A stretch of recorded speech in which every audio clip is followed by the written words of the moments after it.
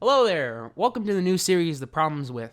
A brief way to describe this show is to think I hate everything in grade A under A, except I named this show something that won't make people click the videos and instantly type, "You hate everything," then you must live a sad life then. And I also have an American accent and probably won't be posting episodes solely on Tinder. Now don't get all worried about Captain Tutorial Master. He's still around and will be making videos shortly, so you'll still be getting your irregular dose of... So today I've decided that the best way to start this show is with a very obscure industry you may have heard of as game journalism.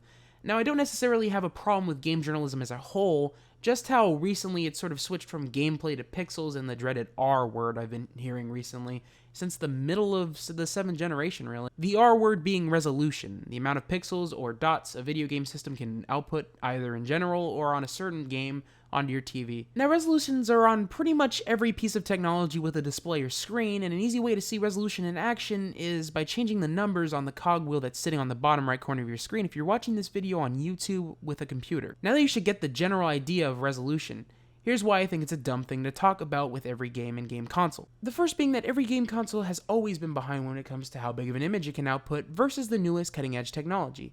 For instance, if you remember playing on the N64, you most likely remember playing it on those yellow, white, and red cores known as composite. Composite has a max resolution bandwidth in America of 480i, or if you use them in European countries, then the max resolution would be 576i, because of how the signal, also known as a refresh rate, is slower in Europe. However, the N64 without an expansion pack typically output a resolution of 240i, half of what the cable should show in America. And if you go ahead in time with the original Xbox, PS2, and the GameCube, typically we still used composite, but there was a new cable that all three systems used as well, component. Now if you use component cables, you boosted the potential max resolution to 1080i, but what did those consoles mainly output? 480i. Maybe if you bought the right games like Tony Hawk's Underground games, you get 720p on the Xbox versions, or if you got Gran Turismo 4 on the PS2, you get 1080i. But my point is consoles will never be the most cutting-edge piece of hardware out there, and they certainly won't be able to showcase the crispest resolutions right when they're introduced. In fact, it seems to take consoles about 3 generations before finally outputting the highest resolution possible 3 generations ago. And by the time that's been accomplished, there's already a new, even bigger and more processing-consuming one out. So why are people getting all bent out of shape that the PS4 and Xbox One don't run 4K?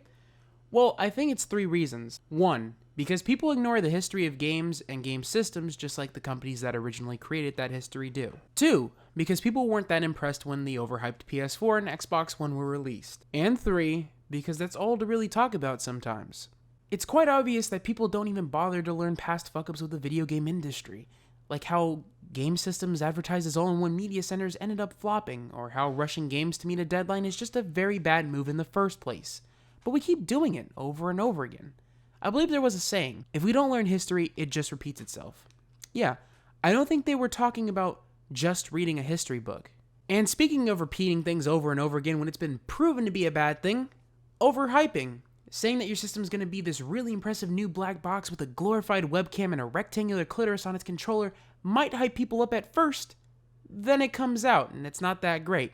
A shallow library of games on both systems for about 2 years, along with a huge controversy that one of those VCR-looking systems will have DRM, is not impressive, it's depressing. And after all that's said and done, you have the game journalists and YouTube channels like ReviewTechUSA flip-flopping back and forth on whether or not resolution is important. I remember Rich, the guy behind ReviewTechUSA, making videos where he showed studies that people that have a TV under what I believe was 50 inches wouldn't really see the difference between 720 and 1080p unless you were right up against the screen. Go up to that screen and tell me if you see a difference. You won't. So, this picture is ridiculous. Unless you have a ginormous TV, you're not going to notice the damn difference.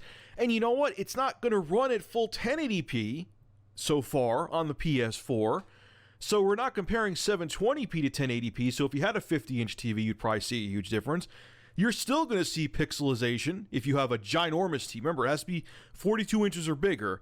So if you have one of those big-ass 70-inch flat screens, it's still going to look somewhat pixelated with a PS4. Said since day one, the consoles for the 8th gen came out woefully underpowered.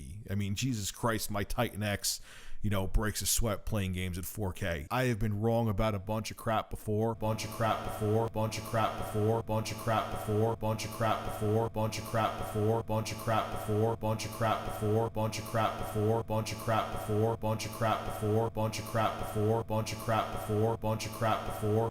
And now you see most of his videos talking about 4K and how it's the future of gaming, and even when his $1,000 GTX Titan X can only run games as old as Crysis 1 in 4K. So in conclusion, why should you care?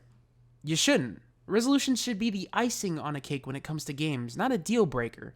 If you want to play 4K games, you'll have to wait a few years and shove out thousands of dollars on a gaming PC to play Far Cry 4 in 4K. Or Far Cry 4K. Well, that's the end of my very first ramble. I hope you all enjoyed it. If you do, please let me know in the comments, as well as whether you agree or not. See you soon.